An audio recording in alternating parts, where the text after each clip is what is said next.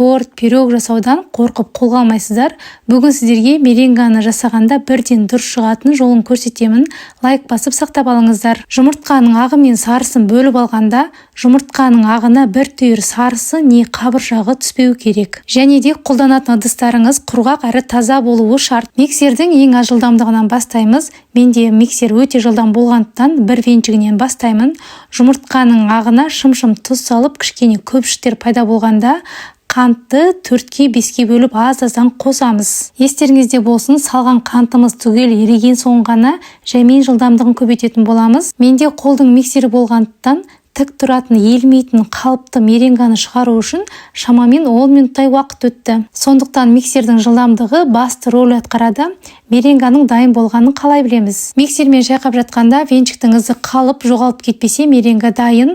Немесе ыдысымызды төңкеріп қараймыз, сонда меренгамыз ақпаса, төгілмесе, онда меренгамыз дайын деген сөз. Эксперимент жасаудан қорықпаңыздар. Менде көп қателіктің арқасында ғана осылай меренга жасап үйрендім.